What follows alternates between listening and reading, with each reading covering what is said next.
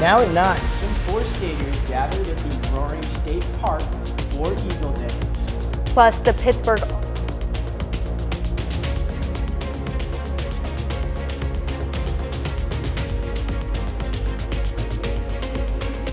The four states' most watched news starts now.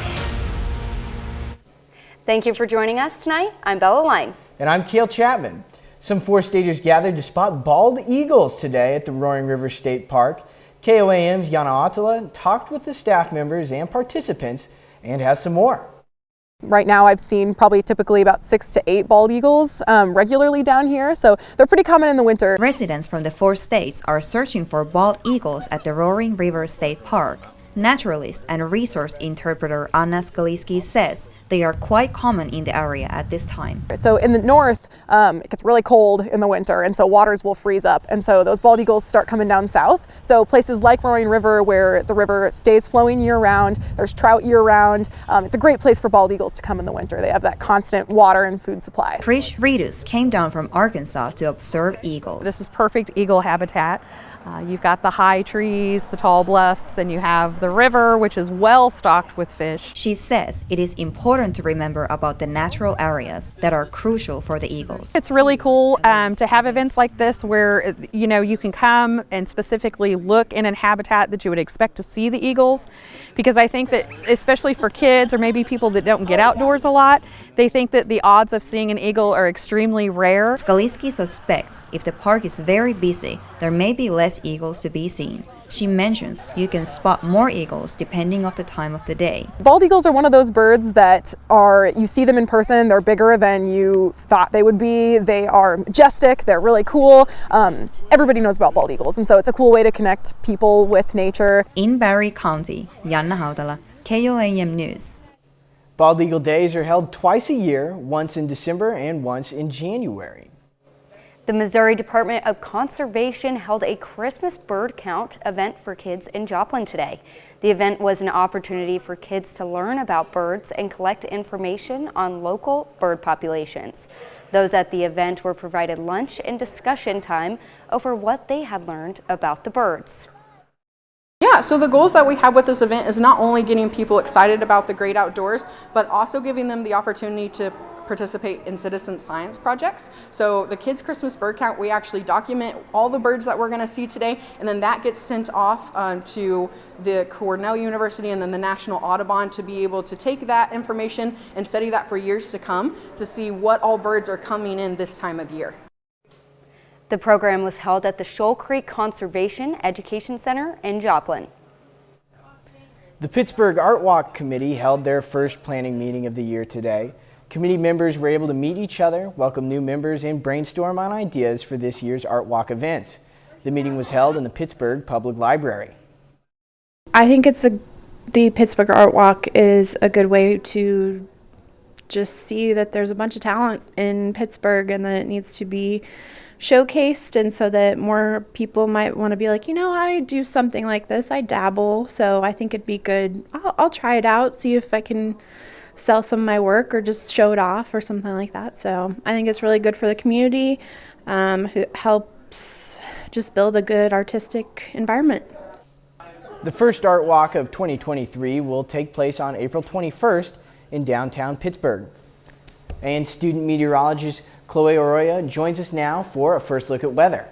Thanks, Cale. Yeah, we're seeing some very average temperatures for this time of year. Today we reached up to 49 and our low is expected to be 30 degrees, which is very seasonal for this time of year. But take note of these records. We had a record high set in 1965 at 73 degrees, but just 3 years later we had a record low set in 1968 at a whopping -6. Talk about freezing. Thankfully we're not that cold.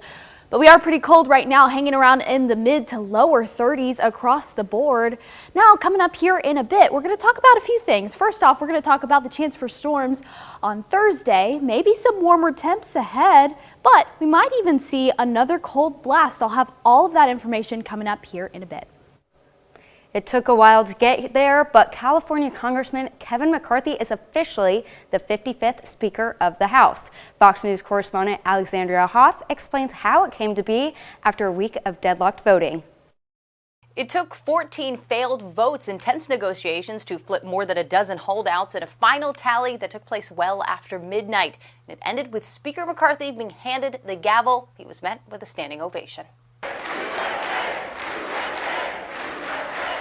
From the great state of California and the next Speaker of the 118th Congress, Kevin McCarthy.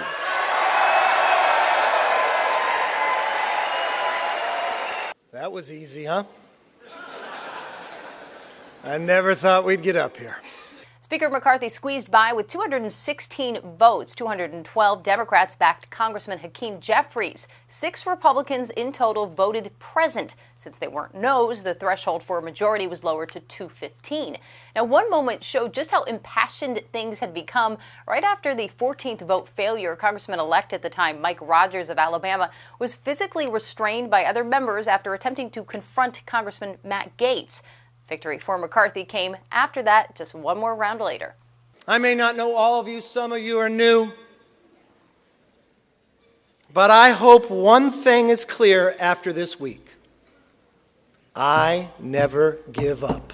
First matter of business, swearing in of the 118th Congress. That was delayed by the stalemate that started Tuesday and was led largely by members of the House Freedom Caucus. That resistance broke down yesterday as McCarthy agreed to key concessions. Pennsylvania Congressman Scott Perry is the Freedom Caucus chair. He changed his vote to support McCarthy in the 12th round. I think what we've shown last night is, yes, we can get there, but we're not going to ignore individual voices because each one of those individual voices represents 750,000 Americans, and their voice counts too. Perry feels that the agreements made, such as an array of spending cuts and the ability to oust McCarthy more easily, are not concessions but wins for the American people. In Washington, Alexandria Hoff, Fox News. A desperate search continues for a Massachusetts mother missing since the early hours of New Year's Day. Investigators say 39-year-old Anna Walshy was supposed to catch an early morning flight to Washington, D.C., but never got on the plane.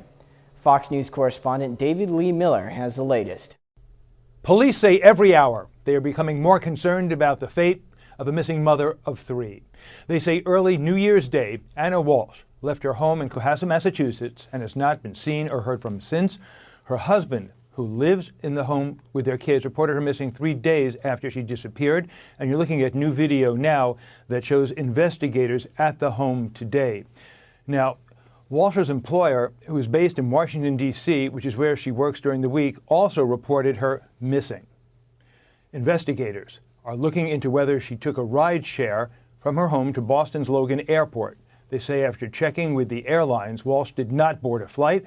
In an interview on Fox, Cohasset's police chief said earlier today the search is expanding. We have been working with our federal partners, and at this point this morning we have detectives from Cohasset Police along with troopers from Massachusetts State Police en route to Washington, D.C. to interview some people and chase down some leads in D.C. and work alongside Washington Metropolitan Police. She does have connections to the D.C. area. Police say her husband has been fully cooperative, and they see no connection to his 2021 criminal conviction for selling counterfeit Warhol paintings. And another strange twist was a fire yesterday at Walsh's former home. There were no injuries, and authorities say they do not believe that the cause is suspicious. Walsh is reportedly from Serbia and has an Eastern European accent. She is 5 feet 2 inches and weighs 115 pounds. The search for her has been especially challenging because her cell phone has been silent and her credit cards have not been used. In New York, David Lee Miller, Fox News. KOAM News at 9 on Fox 14 takes its time to honor another four-state hero. John Anderson served in the Navy at a submarine repair base in Perth, Australia. The Joplin native earned the Good Conduct Medal, Victory Medal, and Asiatic Pacific Medal for his time abroad. To Yeoman Second Class John Anderson, we thank you, our four-state hero. Coming up, why getting a New Year checkup on your health is important and beneficial. It's a new year, and doctors at the Cleveland Clinic say it could be a great time to ensure that you're making your health a priority. Doctors say you can consider checking your cholesterol through blood tests to make sure you're healthy. The results will let you know if you need to make any changes to your lifestyle to avoid heart attack or stroke. Also, make sure you're staying on top of cancer screenings. Many people should start getting colonoscopies at age 45. Losing weight, eating better, and quitting smoking are also great ways people can improve their health in the new year. A promising new Alzheimer's drug receiving FDA approval Friday. The drug Leqembi is the first to reportedly show a modest slowing in the progression of the brain-robbing disease. It does so by targeting the underlying biology of the Alzheimer's.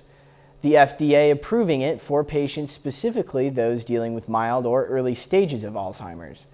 Researchers were able to note that the medicine does come with downsides, including the need for a twice-a-month infusion and possible side effects such as brain swelling. Looking to quit drinking in January? Experts say there are plenty of benefits. Alcohol rehab counselors say participating in dry January increases your energy, improves your skin, and can lead to losing weight. The best way to avoid drinking is by staying away from any situations where alcohol is present.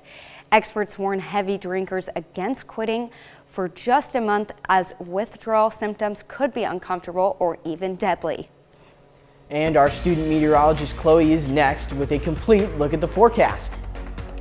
And later in sports, today is the last day of the Kaminsky Classic at Joplin High School. Jacob Leonard will have the highlights.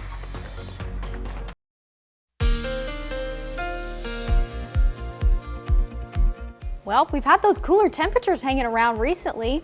We might see a warm-up, a very short warm-up in the next few days or so, but let's take a look at our Indigo Sky Casino and Resort live in Seneca, Missouri. Right now, it's very calm outside, but also very chilly right now. We're hanging around in the mid to lower 30s and even upper 30s as you head a little bit further south. Anderson even at 41, but over here in the northwest, Yates Center, Independence, and even Sedan in 33 degrees right now, nearing that freezing range right now, but that's coming from the north, and you can see those northerly winds are to blame from those cooler temperatures. Des Moines up there at 18 degrees, so we're getting those cooler temperatures from them, but we'll see a shift in the wind direction pretty soon here, which may warm us up just a hair, but not for now and not for tonight, because temperatures are going to be in the 30s, even reaching down into the lower 30s, even below freezing by the time we head into the early morning hours, 7 a.m. at 32, even 35 for 10 a.m. So it'll still be a chilly start to your morning. We had a little bit of precipitation this afternoon and even some flurries up further north. You can see that has since passed our area, but take a look at this. This is pretty funny. Up north, you can see some precipitation over by Kansas City, but even further south in Oklahoma as well as Arkansas, they're seeing a little bit of flurries here and there, but Joplin, absolutely nothing right now, no precipitation for the next couple of days or so. But here's a look at our future track. We'll have some cloud coverage a little further east, pushing out. We'll have some temperatures in the mid to lower 30s and then reaching down into the upper 20s by the time we head into Sunday. And then Sunday afternoon, we'll have a beautiful afternoon, a little bit on the chilly side once again in the upper 40s to lower 50s, but those clouds are going to clear out pretty soon, but then that's not going to last long because we'll have a very cloudy start to our morning on Monday morning, and then after that, clouds are going to start to push out of our region once again, clearing us out for Monday afternoon. Now, another thing to note are these wind gusts on Monday, especially in the afternoon hours. We're going to see those southerly winds gusting up to 30 to 35 mile per hour winds. Just pretty noticeable, so definitely hold on to your hats as you're heading out and about Monday afternoon. And then as we head into Tuesday, we'll kind of calm down in terms of wind. Now let's take a look at this 7-day, a very seasonal time for this year. Temperatures in the upper 50s on Monday and Tuesday, then Wednesday will top out even in the 60s. Thursday, however, we'll have a chance for precipitation, a chance for storms, that is, about a 60% chance of storms on Thursday, leaving us with a cool but very nice weekend afterwards. Great, thank you, Chloe. I'm excited for next Monday, the 61. I see that. I'm super excited, even on Wednesday. Oh, That's yeah. great. Well, thank you so much. Coming up, why a large clothing store may be shutting some of their doors this year. A national chain of department stores announces more early closings as it eyes new models in 2023. A report says Macy's will close 4 stores in its first quarter of the year. Stores in shopping malls in California, Colorado, Hawaii, and Maryland will be shuttered. And clearance sales will be held that could last for 8 to 12 weeks. Macy's says employees in those stores will be offered severance packages or roles in other stores. The company says the closings are part of a 3-year restructuring as it opens smaller concept stores outside suburban malls. Apple is paying back MacBook owners due to its issues with its Butterfly keyboards. Owners can submit claims to keyboardsettlement.com to receive their payment as part of Apple's $50 million settlement. Those who replace their keyboards more than once can receive up to $395, while anyone who replaced it once will get up to $125. Those who had to replace individual keys can receive a maximum of $50. The Butterfly keyboards ran in MacBooks from 2015 to 2020. Beauty, brains, and robotics. L'Oreal unveiling new lipstick and eyebrow applicators at this year's Consumer Electronics Show. The applicators were designed to help people with mobility issues put on makeup. L'Oreal's head of technology incubator for research and innovation says the beauty tools could help millions. HAPTA is this incredibly new project that we have with a collaboration with a health tech company called Liftware. And the technology is for people that have mobile and motor skill challenges today. This is 1 in 10 people in the United States. That's 43 million people in the United States that cannot experience beauty with their own arms because of issues like stroke, like rheumatoid arthritis, like spinal cord injury. Up next, how becoming a pet parent can help you save money on flights in 2023. Adopt a kitten and get a free flight. You heard that one right.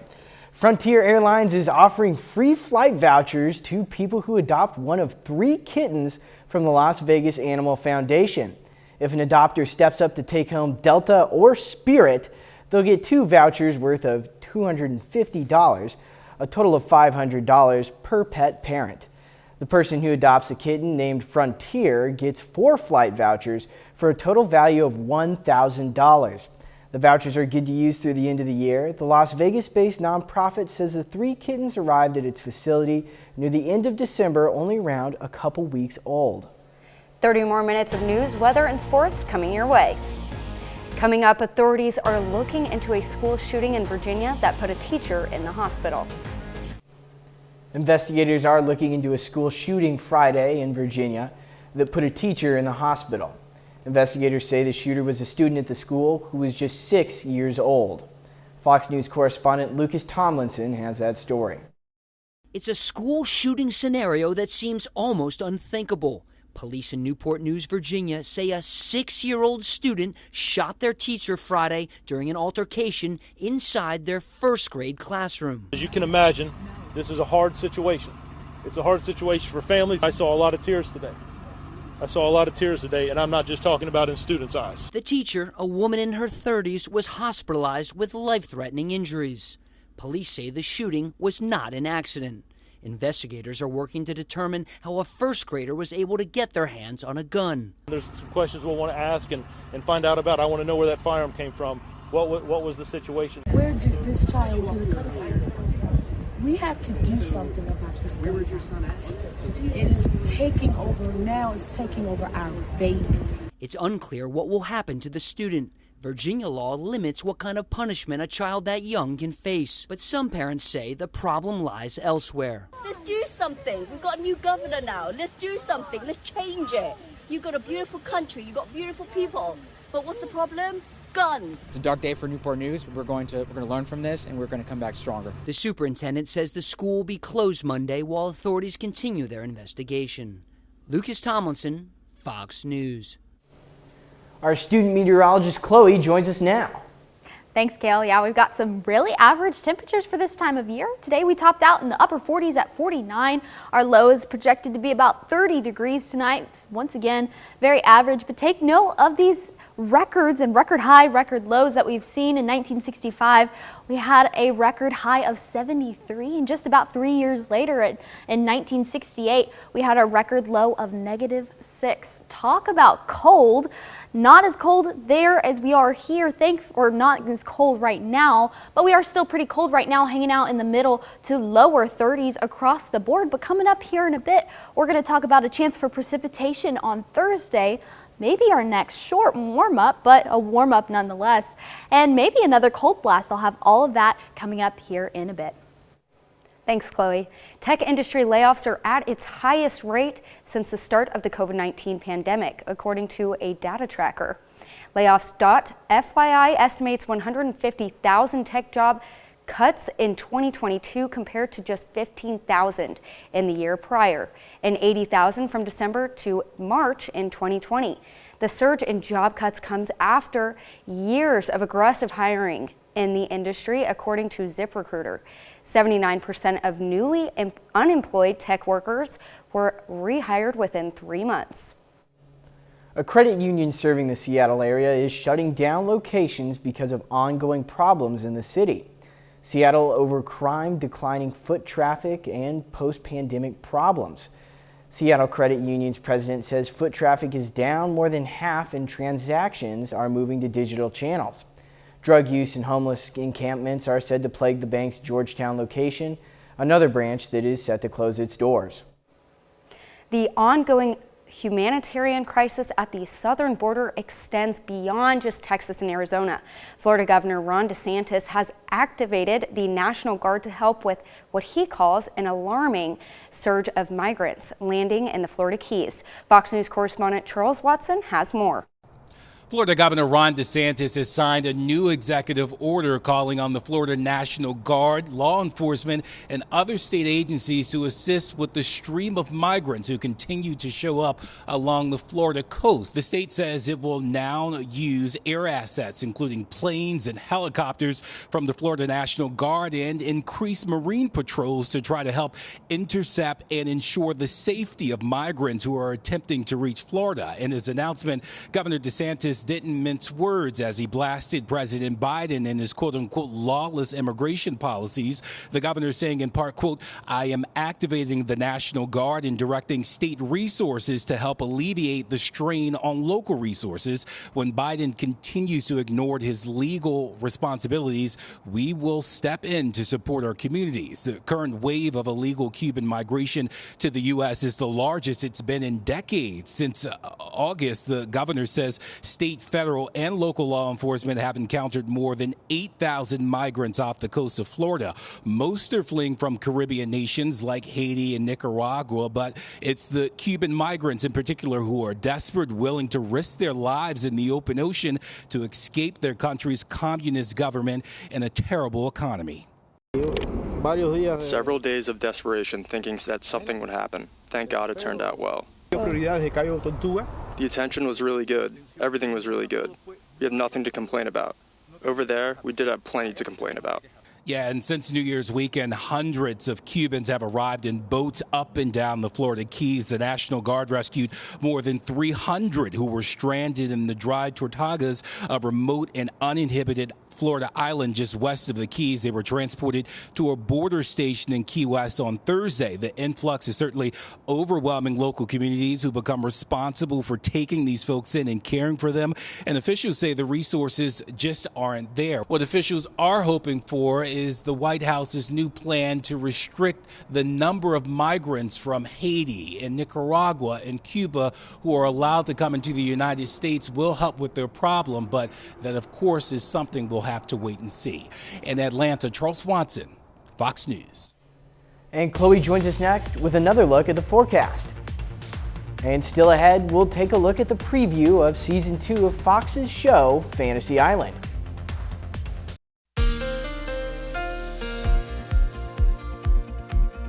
Well, what a chilly night it is tonight, and it has been the past few nights. We've seen some nearing freezing temperatures for our lows the past few nights. Let's take a look at our Indigo Sky Casino and Resort live right now in Seneca, Missouri. Very calm outside, but very chilly right now. Temperatures are hanging around in the mid to lower 30s. You can see Miami at 96, a little warmer. Pittsburgh, however, at 33, as well as Fort Scott. Yates Center up there is 33 as well. Independence at 32 at that freezing mark right now. So pretty chilly. We've got that northerly wind coming from the north. You can see Des Moines up there at 17. So that northerly wind is to blame for those cooler temperatures right now.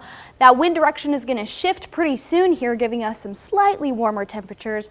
But not anytime soon, and not tonight. Tonight, about 11 p.m., we'll be at 36, and then we'll reach below freezing. Our low is about 30 degrees tonight, and then by the time you wake up in the morning, it'll still be in the low to mid 30s, 35 by 10 a.m. We won't have any precipitation, but this afternoon we did see a couple flurries a little further north of our viewing area. That has since passed, but taking a wider look, we can see some precipitation a little north of our viewing area, and as well as a little further south in Oklahoma and Arkansas as well, but nothing in the Joplin region as it stands. Now let's take a look into tonight. At about midnight tonight, we'll have some clearing, or clouds clearing out of our area with temperatures in the mid to lower 30s. And then as we head into tomorrow morning, as you're waking up, we may see a couple clouds here and there, even dipping down into the upper 20s. Then we'll head into the afternoon hours. We'll warm up into the upper 40s to lower 50s, clearing out completely before we get our full layer of cloud coverage by the time we head into Monday morning as you're up getting ready for work in the morning, and then that'll phase out completely. Now another thing to note is the wind. So like I said before, the wind direction is going to change and go a little further south, or coming from the south, and that's going to warm us up. But on the flip side of that, you do have these wind gusts tomorrow afternoon to watch out. Wind gusts of upwards of 30 to 35 mile per hour coming from the south, so warming us up just a hair, but you're going to want to hold on to your hat tomorrow afternoon. That's going to phase out by Tuesday afternoon. Now let's take a look at this 7-day, very seasonal for this time of year. Monday and Tuesday in the upper 50s, and even topping out in the lower 60s by the time we head to Wednesday. But then we'll have a chance for precipitation on Thursday with a high of 55, so we'll be watching out for that storm system on Thursday, excuse me. Heck yeah, well, I love the warmer temperatures. I might actually, be able to get outside and do something. So yeah, cool. Yeah, for sure. Heck yeah, I'm looking forward to it. Oh yeah. Alrighty, well, coming up in sports, the Chiefs aim to clinch the #1 seed in the AFC playoffs in their regular season finale against the Raiders. Plus, the Webb City Cardinals play for the Kaminsky Classic Tournament Championship in Joplin. Jacob Leonard has all those highlights and more next.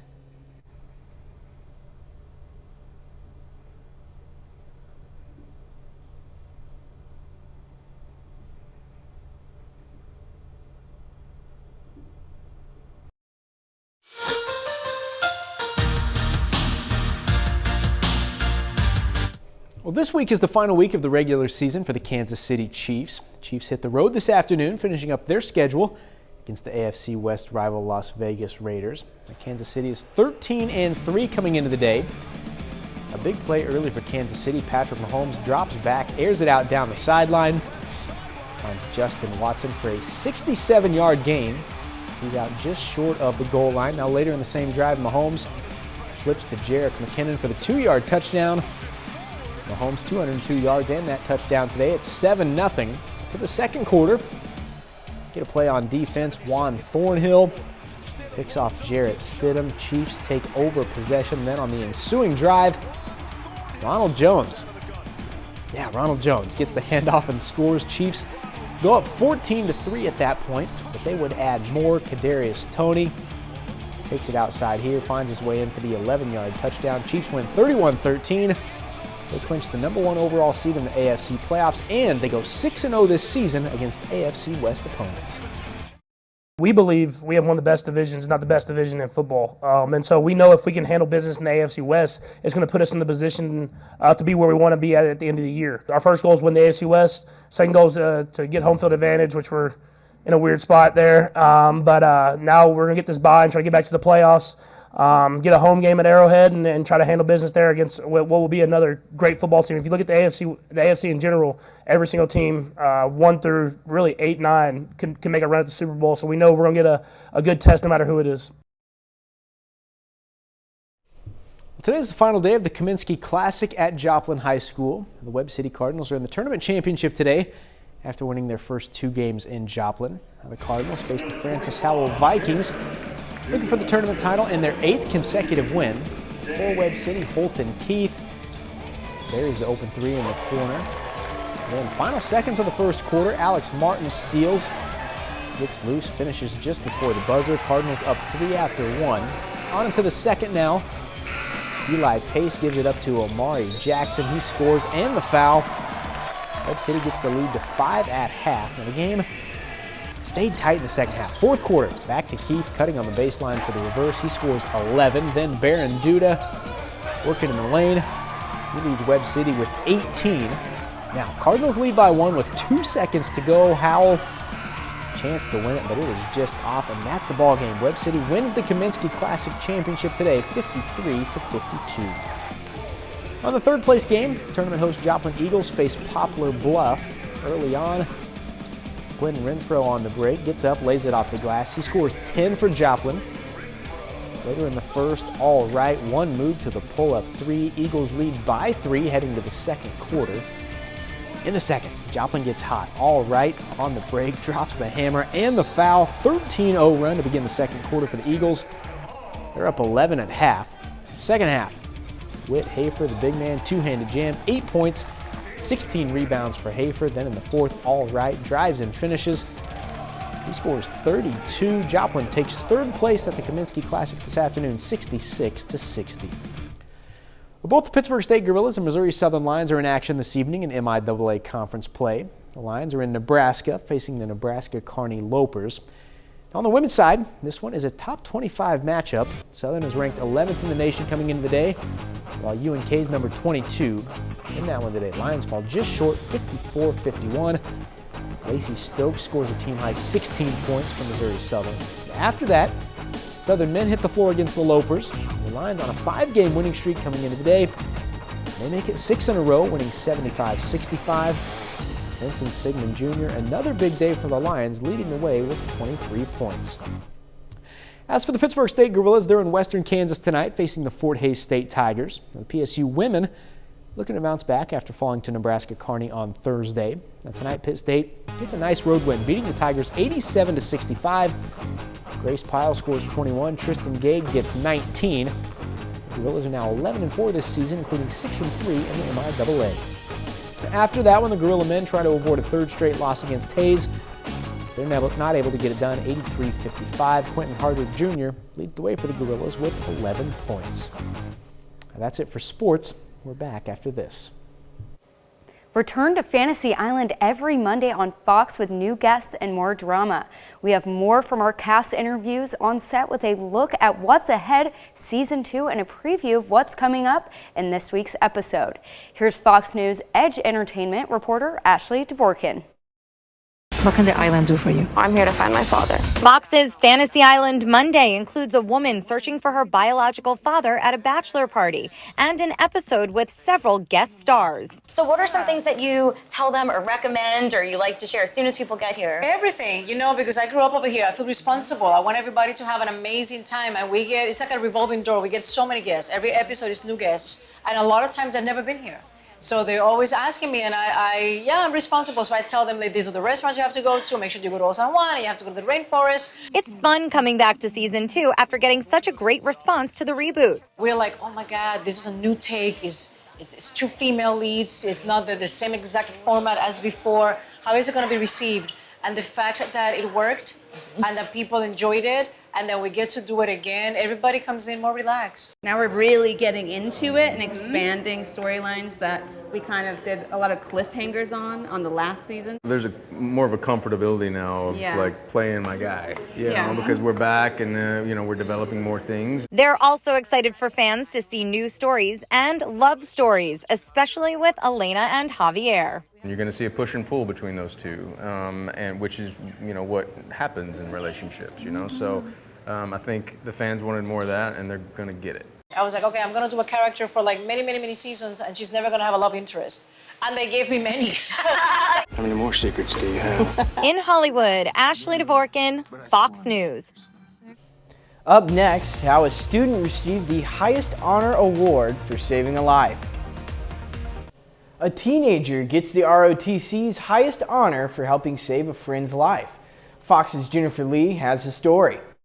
The bravery, the heroism that was shown with the selflessness of himself. Kaheem Bailey Taylor recognized with the ROTC Medal of Heroism with his proud family and fellow cadets at the Philadelphia Military Academy. Our research shows that in the last 20 years, there have been less than 50 of them given.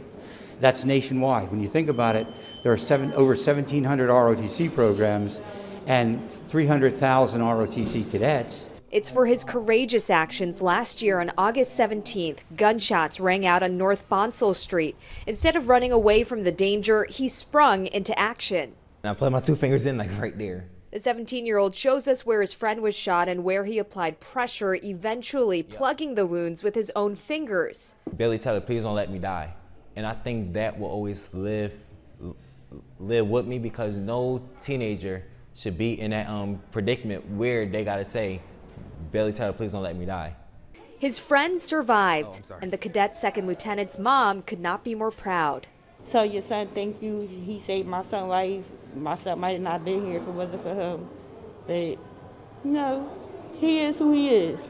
That's my shining star. The U.S. Army says the medal is presented to Army ROTC and junior ROTC cadets who perform an act of heroism involving the acceptance of danger and extraordinary responsibilities, exemplifying praiseworthy fortitude and courage. If it wasn't for ROTC, I probably wouldn't have known what I'm doing. Philly police arrested a 17-year-old in December for the shooting.